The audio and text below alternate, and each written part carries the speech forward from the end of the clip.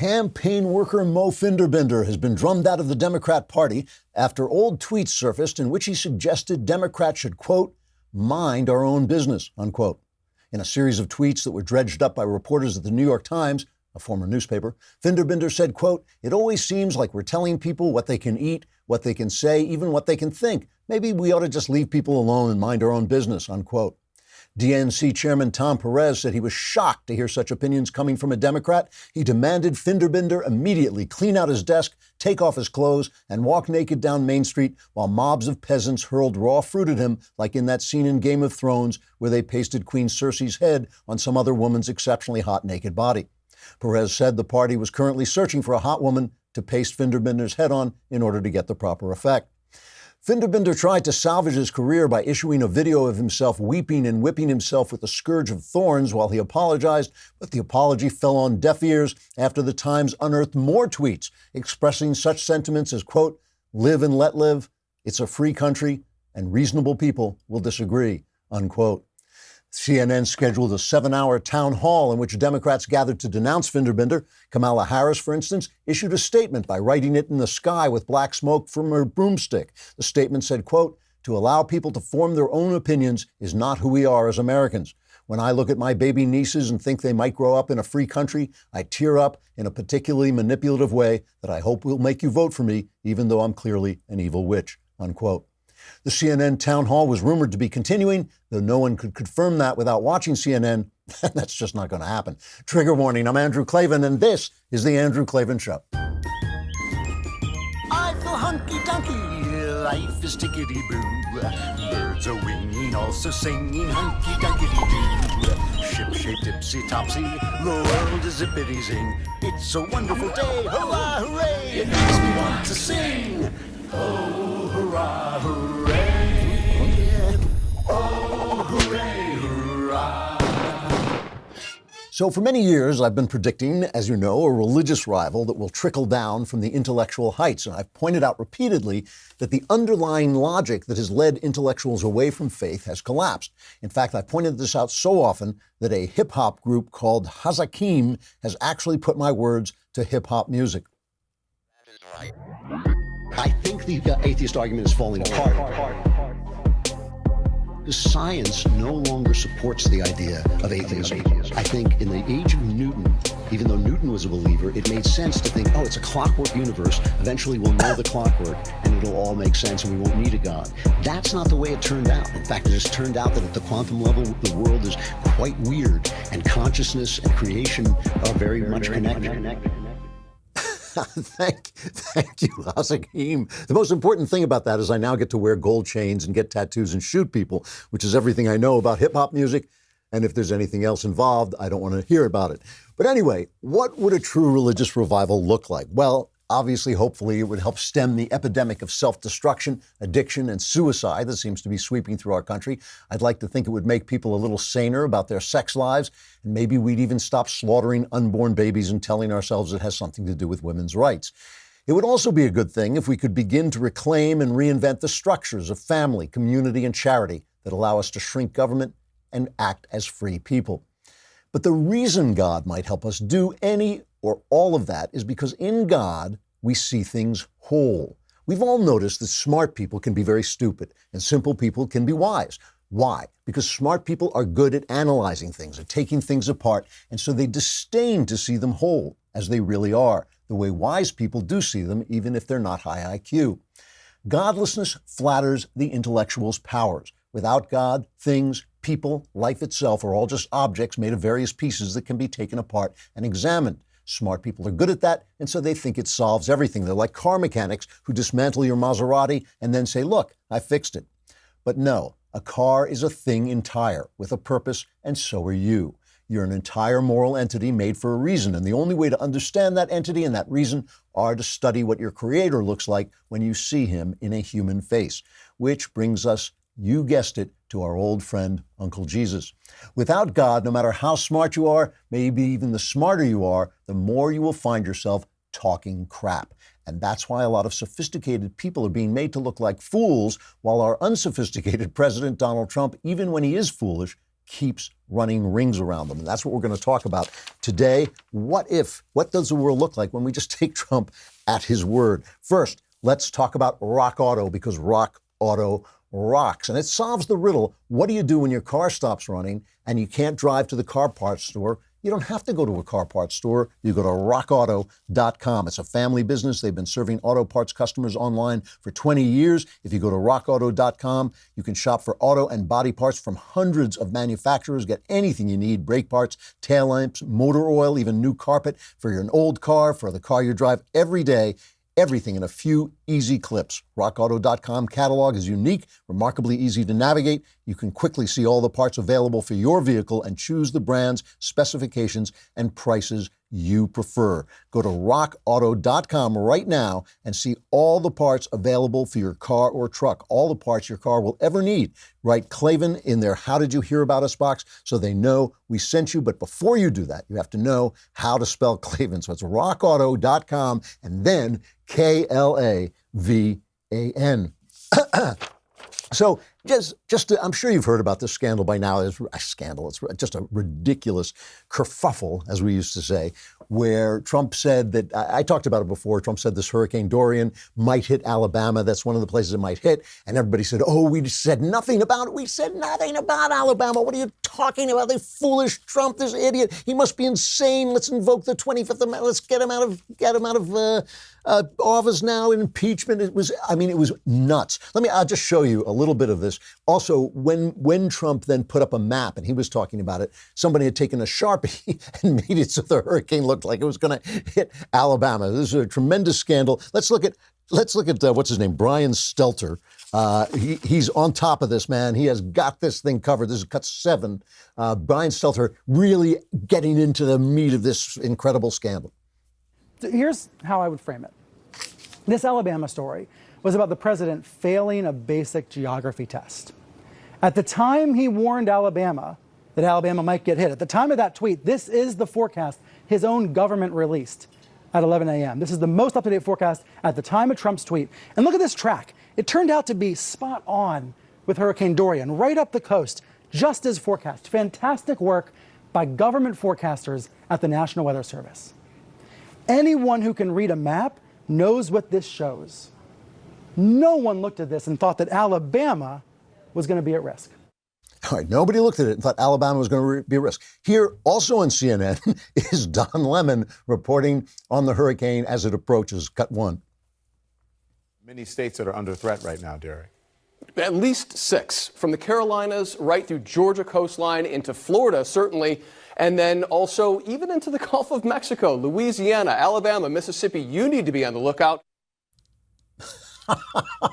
So he just play that one just one more time.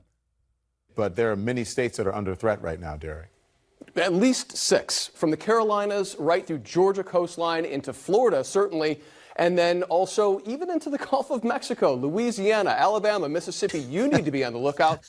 Louisiana, Alabama. So Trump was right. I mean, the whole thing was right. So they actually are writing articles now that say, yeah, well, Trump was right, but he was wrong because he took it seriously. In other words, what the press doesn't like is the press is so used to lying about Republican presidents and presidents who have policies they don't like. They're so used to it without being challenged, especially because George W. Bush never fought back against them, which he later said, or at least Karl Rove, his advisor, later said was a mistake. They're just not used to having people fight back. So Trump fights back. He doesn't like it. He doesn't like being called a liar. Funny thing, he doesn't like being called a liar. And he's constantly pointing it out. And he's constantly in the right. And it's just indicative. I know the scandal itself is nothing, but it's indicative of the fact that this is the way every word out of Trump's mouth is taken. Everything he says is looked upon like it's a problem. At no point does anybody ever say, well, wait, just let's stop for a minute. I know Trump said it. Evil Trump, demon Trump, Adolf Hitler Trump. I know but maybe it's true, okay? You know, there's a story, James Mattis's book. This came out, I think it was Friday, maybe over the weekend. James Mattis has this new book called Sign Chaos. And now people are going through it, and they keep trying to get at this thing where Mattis quit and he must hate Trump and Mattis won't criticize Trump. And that's the big story.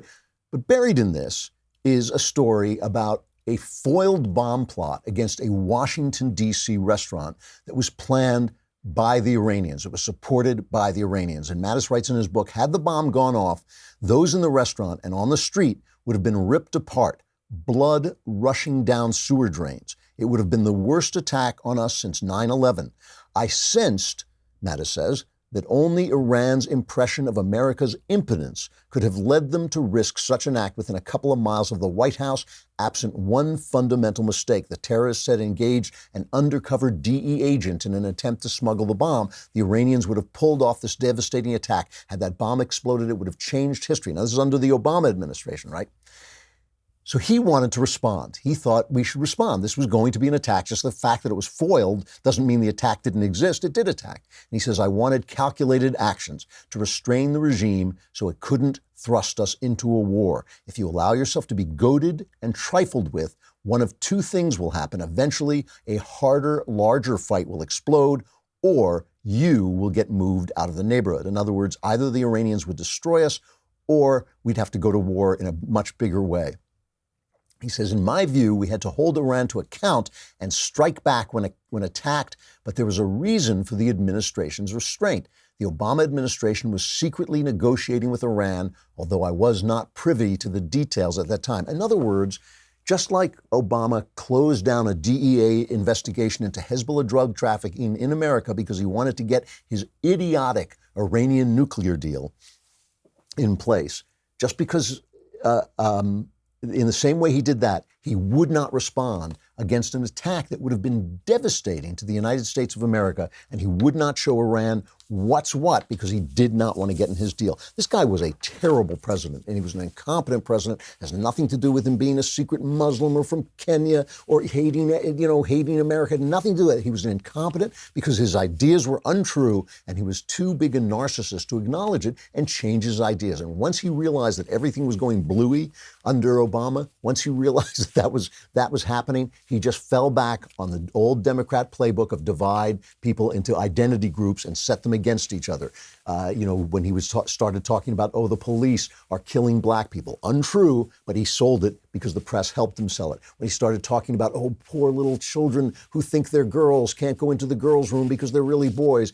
That's that whole identity playbook. That's what it's about. It's to distract you from the fact that their policies do not work. And that was the Obama presidency in a nutshell. And yet, when Trump comes along and does a good job and does things that might work, and some of which do work, even if they do work, he is held to a totally different standard. Now, I'm going to talk about the Afghanistan thing because that's the latest thing, but I just want to play just an example. I want to go back to Don Lemon for a minute. Don Lemon talking about Trump and the way that there was also news at the end of the week last week that Trump now has set a record of unemployment among blacks, right? Blacks now have more jobs than they've ever had. So they are doing better than ever under the Trump administration. Trump, obviously, the worst white supremacist ever. He just cannot get this white supremacy thing right. He keeps helping minorities. It's also true of the Latino American community. Trump just can't figure it out. He said, I know I'm supposed to be a white supremacist. I saw it on CNN, but I keep screwing it up. So Don Lemon does this incredibly dishonest thing. I'm not going to play the whole thing, but he starts jiggering around the statistics to make it sound like Obama did as well for blacks or better than Trump did. And the way he does that is by comparing the slow recovery that Obama did everything to try to stop over 8 years with the booming recovery that Donald Trump has had in 2.5 years because he got off the brakes. He took his foot off the brakes. So he does that. And then he says, when are blacks going to wake up to the fact that just because they're doing great doesn't mean they should like Trump? And listen carefully to the two examples he uses, he throws out there of why they should hate Trump, both of them false. One is the Charlottesville hoax, where they keep saying he said there are good people on both sides, as if he were talking about the Nazis, when he explicitly said he wasn't. And the other is when he said Baltimore's rat-infested hellhole, which it is. Right? He was just telling the simple truth. But those are examples of his racism. Listen to the way Lemon treats Donald Trump. How do black voters in 2020 weigh these low employment numbers against the president's racist behavior, Joseph? Charlottesville, slamming Baltimore, rodent-infested, and, go on and on. Look, I think we have the numbers and then we have the message, right? the numbers, to your point, are encouraging. I think that, again, no one gives... More of that. Yeah, Keep going, yeah, right? Yeah, so we need more of that. But I think the message is something that does not resonate with black communities and brown communities simply because of the rhetoric that has come out of the White House. And so I think I said almost 2 years ago to the day on this program that if someone spits in your face and then hands you a napkin, you don't get to say thank you. Can we talk about this? Because I often hear that not only on this show, not only but also in my personal life. Well, I don't understand. It's black unemployment is down, and people are doing better. But as you say, if someone spits in your face and hands you a napkin, what is that supposed? I don't understand that argument. Does that mean that the only part of your brain or the only part of our being that matters is money, rather than how someone treats you and what someone says about you? I mean, all Trump has ever done about this, he hasn't said anything except the stuff that they have twisted. Oh, he sold the Martin Luther King statue at the flea market. I mean, all this stuff that they've lied about and twisted, it's them. It's all them. But I guess they know that. I guess at this point they know they're lying. But what would happen if we looked at it a different way? So, okay, Donald Trump and Afghanistan. I'll talk about this in just a minute. First, let me talk about Vistaprint. My Vistaprint business cards are on the way. I got my notice the other day that they've been shipped. I cannot wait to have them because I never have business cards on me when I need them, and it's just bad. You're talking to someone, and someone says, I'd love to give you $1 billion for your new project. Do you have a card? And you go, no, but I don't. With Vistaprint, you can get one for just $10. Vistaprint gives you 500 personalized cards with exactly the look you want. You go online. It's really cool. You go online, you design the whole thing yourself. It's a low price. You can make a lasting impression. And because you can choose the colors, fonts, designs, images, that means you can create something as unique and compelling as your business. You can feel good knowing that Vistaprint uses only carefully selected inks, responsibly sourced paper stocks, and your satisfaction is 100% guaranteed or your money back.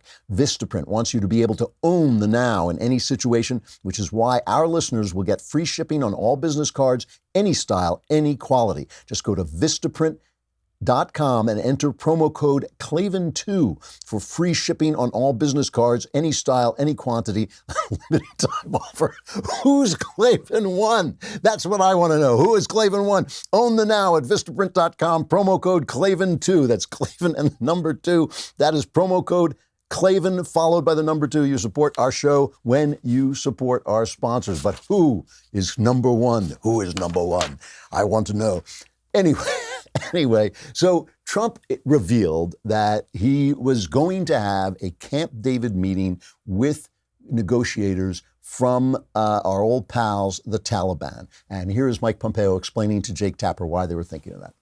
We've been having conversations. The president believed that we could further that we could further America's national interest by having conversations with the people that have the capacity to actually deliver, Jake, on what you just described. That was the effort. That was the mission. That was the purpose that President Trump has laid out. But I think, as you saw, if the Taliban don't behave, if they don't deliver on the commitments that they've made to us now for weeks and in some cases months, the President of the United States is not going to reduce the pressure. We're not going to reduce our support for the Afghan security forces that have fought so hard there in Afghanistan. So people went nuts. I mean, both sides. Liz Cheney said it politely, but she was attacking Trump for this, basically saying we shouldn't negotiate with the Taliban. And just so you remember, Trump also attacked Obama for saying he might negotiate with the Taliban. So Trump himself is attacking this idea. But underneath this, right, is the fact that Trump, like Obama, wants to get out of Afghanistan. And this is something that should be seriously discussed. Now, Obama blew it because he campaigned on the idea that Afghanistan was the right war because the Saudis who attacked us on 9/11 trained and launched their attack from Afghanistan. So that was a good war, and the Iraq war was the wrong war. Actually, as I said at the time, he got it exactly backwards. So he blew Iraq. Obama blew Iraq by pulling everybody out. And Mattis writes about the fact that Biden simply would not listen to the fact that we needed to leave some troops behind. And that's how ISIS got started. That's how we lost the Middle East and lost the gains that Bush had made with the surge. Okay. So then he couldn't pull out of Afghanistan because he said that's the war we should be fighting. So he had this make-believe surge. He announced when the surge would be over. So the Taliban were going, okay, well, we'll just wait in the Fatah and the tribal territories and we'll come back when the surge is over. And that's what they did. And so they're still there. They're still operating. But the idea is that Trump wants out, and the military keeps saying, if we leave, the place is going to fall apart, the Taliban will return, Al-Qaeda will return, and we'll be attacked here instead of there. So the theory basically is this is now Germany after World War II. We have had troops in Germany since World War II, right? So that's a long time now. I can't do the math, but it's 75 years, I guess. 75 years we've had troops in Europe since World War II. We've had troops in South Korea since the Korean War. So now they're telling us, well, we have to have troops in Afghanistan. Essentially, we're having this imperial idea that we have to police every little place that's ever given us trouble. What would happen if we left Afghanistan? Bad things, bad things. The Taliban would come back. They're horrible people. They're essentially Muslim fascists. They would come in, they would destroy but you can't argue. You can't argue that patrolling Afghanistan is the same as patrolling Germany or South Korea. These are very civilized countries that are basically westernized, even South Korea, where our troops are standing there to keep the peace and help out. But it's not the same as this tribal wasteland of Afghanistan where people are fighting feuds they've been having for hundreds and hundreds of years. We are not going to achieve anything in Afghanistan. Now, listen, if we pull out, like I said, bad things are going to happen, but at least let us have an open conversation about whether or not we want to stay in Afghanistan forever, because that's what you're talking about. Is Afghanistan part of this new American empire that we're going to establish with our troops all over the place? Or are we wasting, our time, our money, and our lives over there? Ever since I went there, I have felt that we should come back, that we should get out and come back, because there's nothing we can do. There's no way we can build a civilized society there. It's going to take hundreds of years for that to happen, and it's not going to happen with us doing it. I thought we were right to go into Iraq. It's just a question we should have, and I think that Trump's instincts are right on this. I think his instincts are right on China. Every day in the Wall Street Journal, they talk about, the terrible thing that Trump is doing in China by having this trade war, and the stock market is going down, and investors are nervous and all this. Does anybody want to go back to the way it was with China? And here's the other thing, China's official data shows the economy has sunk. They were growing at some fantastic rate of 8%. Now they say they're growing at 6.2%. But there's a growing belief among economists, companies, and investors around the world that the real picture is worse than China's official data. They are having a bad, bad time. Who said that? Donald Trump.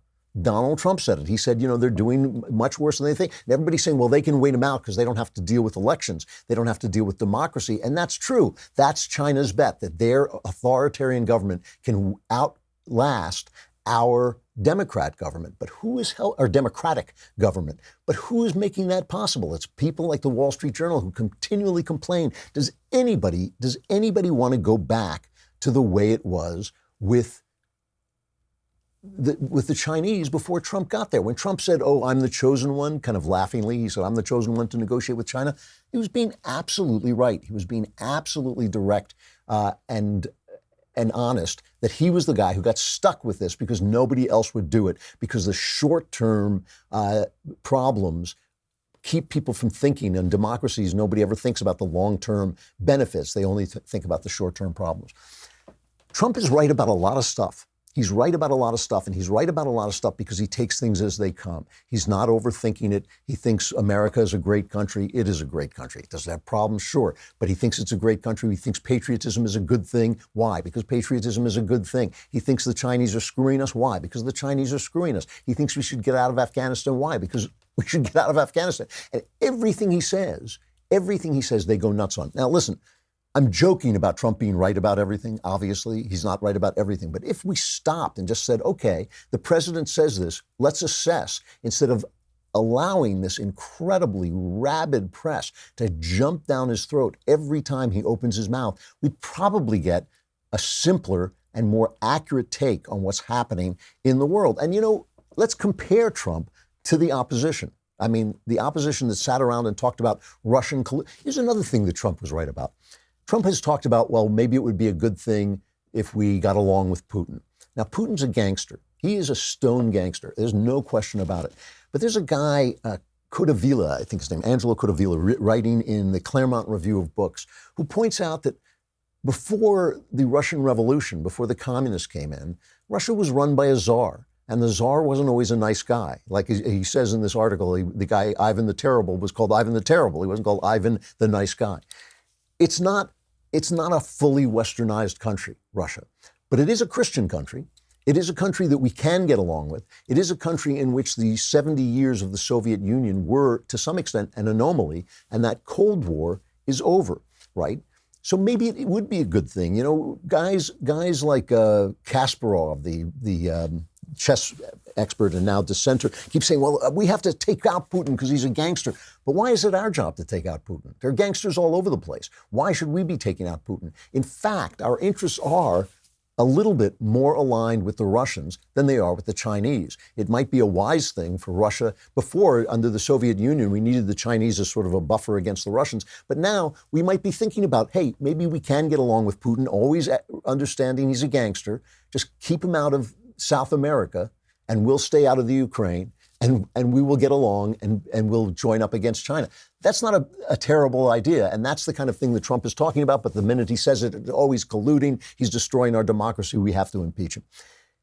It's distorting. Meanwhile, you listen to the way the crazy Democrats are talking, the way they're talking about climate change, which is, I'm sorry, I know that there is such a thing as climate change. I'm sure human activity has an effect on the climate. But this idea that it's a crisis, if it were a crisis, people would be acting like it's a crisis. The Obamas would not have just spent whatever they spent, like $150 million to buy a house. What did they buy, a $15 million house? That would be gone if anything they were saying about climate change was true. Al Gore would not be buying a huge house in Santa Barbara if he thought Santa Barbara was going to be gone because the ocean was going to rise. I mean, this idea of climate change is ridiculous.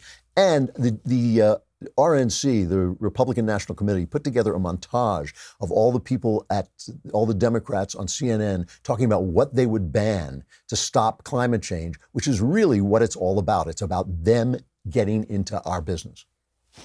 There's no question I'm in favor of banning fracking. We're going to be okay if the vast majority of the world goes vegetarian immediately. Coal-burning plants. No one's going to build another coal-burning. We've got to shut the ones down we have. Do you ban plastic straws? I think we should. I love the vision of the Green New Deal. Do away with commercial air travel and a lot of other things. We have to take combustion engine vehicles off the road as rapidly as we can. What about offshore drilling for oil? Would you ban it? Yes, absolutely yes. Yes. Some of it is with light bulbs, some of it is on straws, some of it, dang, is on cheeseburgers, right? a little unfair to Elizabeth Warren, but only a little unfair. What she says is we should do all those things, but those aren't the important things. What we really want to do is destroy the energy business. So dumb Trump is always wrong, and these clowns are always right. And listen, you know, they're talking about gun rights. Your gun rights guaranteed by your Constitution. And remember, the Constitution is there to defend us against emotionalism. It's there to defend us against democracy. The Bill of Rights is there to tell us what democracy cannot touch, rights that you're given by God that you're not allowed to vote away. And so who do they bring on MSNBC to talk about this? They bring on David Hogg, this kid who was in the shooting, the Stoneman Douglas High School shootings last year. And they bring him on and they put you in this impossible position. This is the point. You don't want to attack him because he's a kid, but he's obviously a disturbed kid who is talking rote crap. I mean, everything he says it's the kind of thing you would expect your kid to say, right? It's the kind of thing you'd expect an 18-year-old kid to say. I mean, just play this the first cut of him talking about defending our gun rights. So this is cut 2. The broader conversation that we all have to realize is that for us to be successful in this movement, we don't just need to change Congress. The only thing that ever has truly changed Congress or has changed our country is when our culture changes. And I think with that, we need to actually be talking about why there are these motivations for people to believe that violence is a resolution to our problems. Why people feel that it is more American to pick up a gun because you're afraid of what you don't know than it is to actually explore what you don't know and have the courage to actually address that. Because I would personally argue that peace is patriotic. Right? Loving your fellow Americans is patriotic. I mean, That's what I would expect a kid to say. I mean, it's dumb. It's ill-educated. It has no sense of history. It has no sense of why our gun rights were guaranteed. Thomas Jefferson was a bright fellow. George Washington was an absolute icon of virtue. Benjamin Franklin was a genius. They thought this was a good idea. David Hogg, really? Really? This high school student? I mean, come on. So you have one side that is spewing, it's like pollution. It's spewing this stupidity into the air that we have to save the earth by stop eating cheeseburgers. And then Trump says, well, maybe we should get out of Afghanistan. It's, oh my God, what an idiot. And, Trump says, well, maybe we should stand up to the Chinese. This is a disaster. Everything that Trump says should be taken seriously. The guy obviously is operating at a level higher than the media, which has been wrong about absolutely everything. Listen, I understand, as I always say, I understand all the problems about Trump, but if we took what he was saying seriously and kind of put those problems aside and just listened to what the guy was saying, I think the news would be a lot closer to accurate. However, we're going to descend from that high thought to talk to Michael Knowles in just a minute, but I got to say goodbye to Facebook and YouTube. Come to dailywire.com and subscribe. It's a lousy $10 for the month, a lousy $100 for the year, and for that, we get your $100, and that's the important thing. All right, come on over.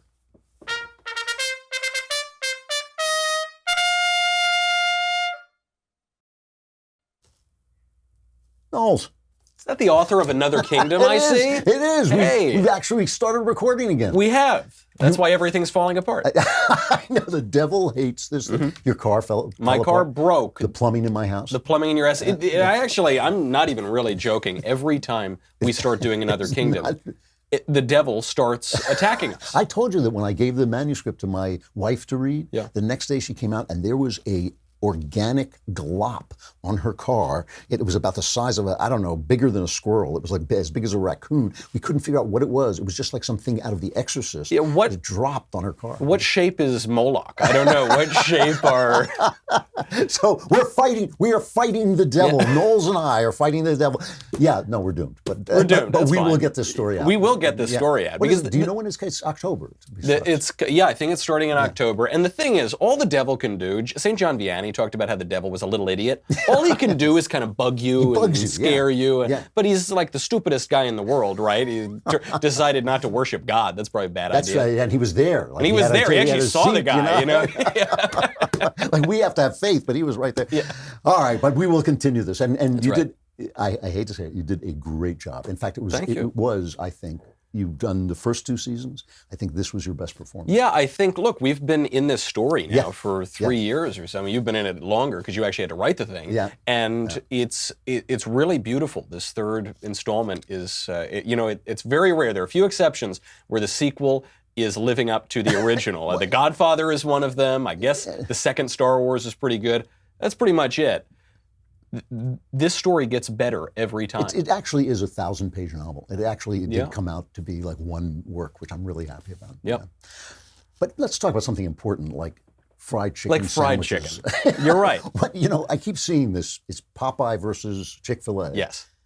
I know nothing about this. What is going on? You're either focusing on the spiritual war between, speaking of the devil and the angels of God. You're probably focusing on the war in Afghanistan. No. But this is the important. This is the important one, the fried chicken wars. Of course. 3 weeks ago, a Popeyes marketing executive gets a message on WhatsApp from a colleague of his saying that Chick-fil-A had tweeted out a critique of the new Popeyes chicken sandwich. Things go to DEFCON 5. Red alert. 15 minutes later, within 15 minutes, this marketing executive had retweeted the Chick-fil-A tweet talking about kind of subtly attacking the Popeyes chicken sandwich.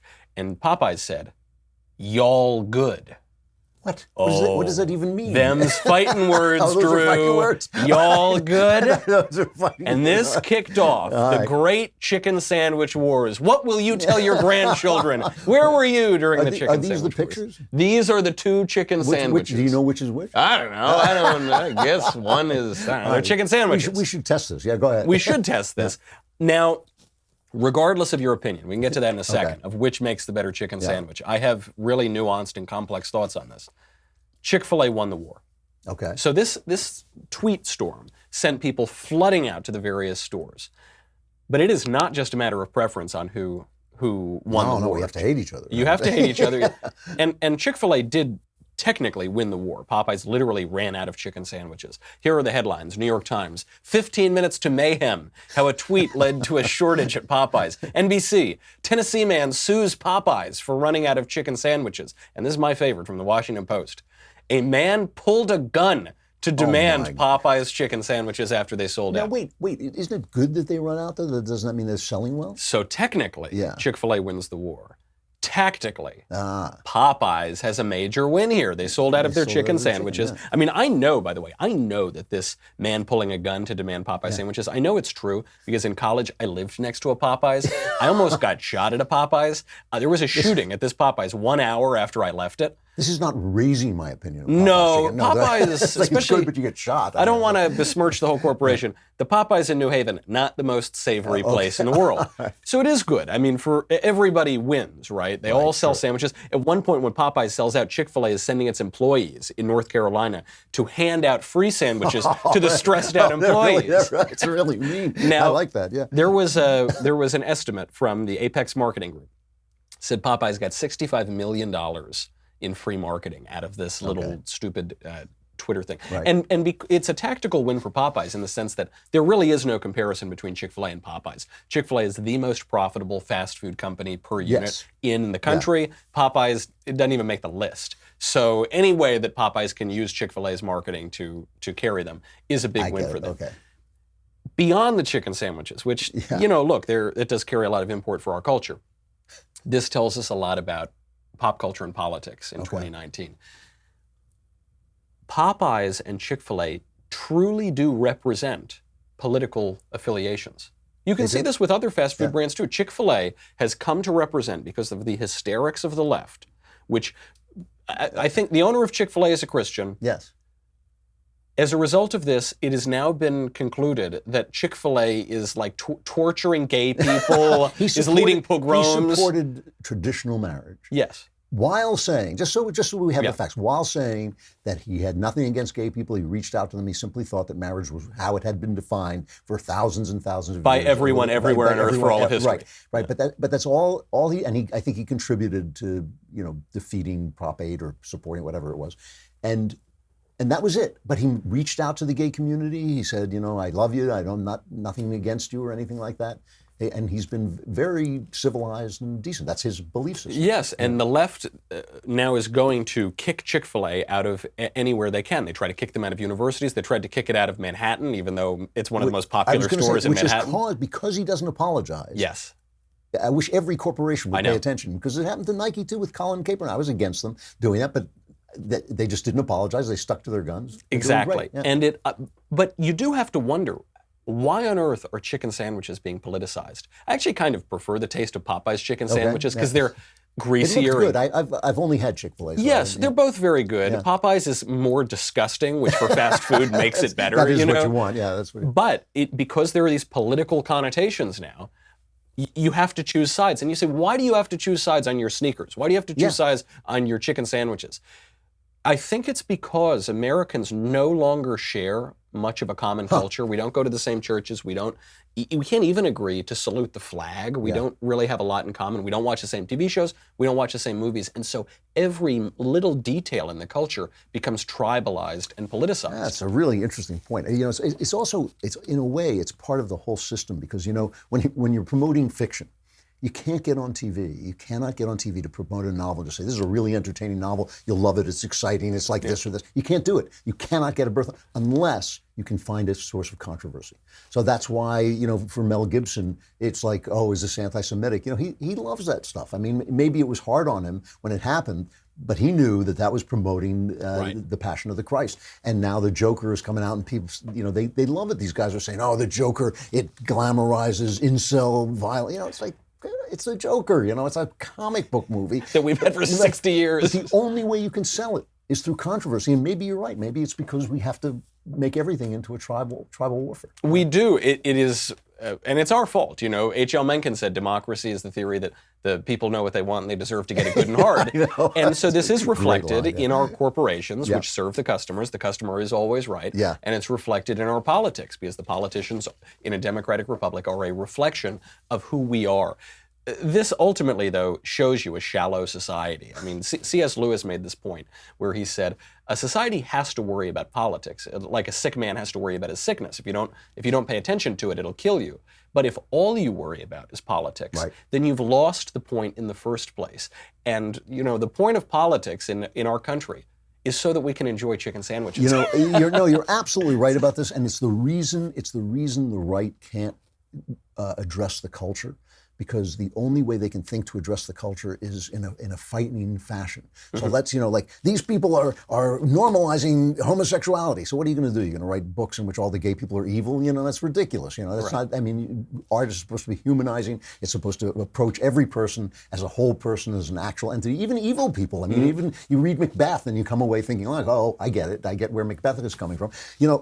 So we can't do it because it's not a tribal game. Art is a meta game. It's a game above the tribal. And I think it's an amazing fact that we are this shallow. And you're right, it's kind of sickening. It's an interesting inversion, too, when you think about, for instance, one of our favorite novels, Crime and Punishment. When you read Crime and Punishment, I am not an axe murderer. I've never killed an old woman with an axe. Yeah. And yet I read it and you think, oh my gosh, this guy is me. How does Dostoevsky know so much about me? And today, we are looking at two identical chicken sandwiches. There is virtually no difference between them. And one of them is awful and one of them is wonderful. Same with politics. We should think about this more, because you're making really excellent points, and we'll come back and talk about it. Then I'll stop while I'm ahead. I don't want to go off the rail here. What are you talking about on your show? Today we're going to be talking about vacationing with the Taliban, whether or not that's a good idea for U.S. policy. And also, speaking of quotes about democracy, Winston Churchill said that democracy is the worst form of government except for all the others that have been tried. I think President Trump is the worst president in recent history, except for all the other ones that we've had. Except for everybody who's attacking him. Yeah, that's right. All right, thanks a lot. Your show coming up. Final reflection, Drew Brees, one of my favorite football players, quarterback, obviously, for the New Orleans Saints. Drew Brees is the reason one of the reasons I canceled my subscription to Sports Illustrated, because I got so tired of them, not just attacking the politicians I supported, but also attacking God. There was an article, a profile of Drew Brees in Sports Illustrated, a very positive profile. It was written by a woman, I can't remember her name, and at one point, Brees was talking to a bunch of kids, and they said, "What's your motivating force?" And he said, "Faith." And the woman then wrote at least a paragraph, but a long paragraph, talking about, well, when Brees says faith, he could be talking about faith in training or faith in football. He was talking about faith in Jesus Christ. That's what he was talking about. But Sports Illustrated couldn't face it. They couldn't face it, and so they had to dilute it. So the other day, Brees comes out with a video. He makes a video. It's apparently Bring Your Bible to School Day is coming up. I don't even know. Do you know when it is? I have no idea when it is. Bring Your Bible to School Day. But he says, bring your Bible to school. But the video was sponsored by Focus on the Family, which also supports traditional marriage. So he was immediately swamped by the outrage mob. Oh, you hate gay people. And, Brees, he ain't be hating nobody. He's a really decent guy. Everybody says this about him. So he has to put out this video defending himself. Hello, everyone. There's been a lot of negativity spread about me in the LGBTQ community recently, based upon an article that someone wrote with a very negative headline that I think led people to believe that somehow I was aligned with an organization that was anti-LGBTQ and so on and so forth. I'd like to set the record straight. I live by two very simple Christian fundamentals, and that is love the Lord with all your heart, mind, and soul, and love your neighbor as yourself. I think the first one is very self-explanatory. The second one, love your neighbor as yourself. What does that mean to me? That means love all, respect all, and accept all. So that is actually how I live my life. That is what I try to do with my family, with my teammates, with people in my community, with my friends, all people, no matter your race, your color, your religious preference, your sexual orientation, your political beliefs, it doesn't matter. I almost wish he hadn't done that. Obviously, I agree with most of what he's saying. I talk about this too, the two rules that Jesus said are the most important commandments. Obviously, I agree with what he's saying but if a reporter now comes up to him and says, do you believe in gay marriage? Do you support gay marriage. What is he going to say? Because he probably doesn't. I don't know what his opinion is on the subject. I don't care. The guy's job is to play football. That's my relationship to him. He should just do his job as well as he can do it so I can be entertained by his playing football. He has the right to any belief he wants, in the same way Colin Kaepernick, who hates his country, has the right to any belief he wants, right? He can have any belief he wants. The apology culture is in itself corrupting. It is in itself corrupting because what it is saying is that something about your belief system is subject to the judgment of Twitter, a bunch of angry people on Twitter, instead of being discussed philosophically and where you stand. Listen, I differ with a lot of my fellow Christians on the question of gay marriage and the question of gay rights. I differ with a lot of them. But every time I talk to them, I find 85 to 90% of them loving, thoughtful, philosophical, and in no way condemning the people, but simply condemning ideas and practices that they find immoral.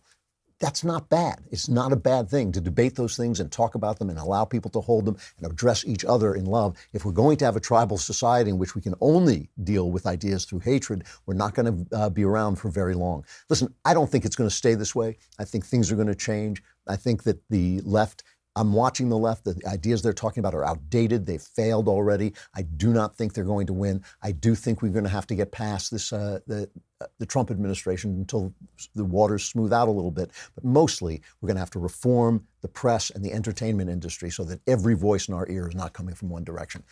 I got to stop. Knowles is coming up. I'm Andrew Klavan. This is The Andrew Klavan Show. I'll see you tomorrow.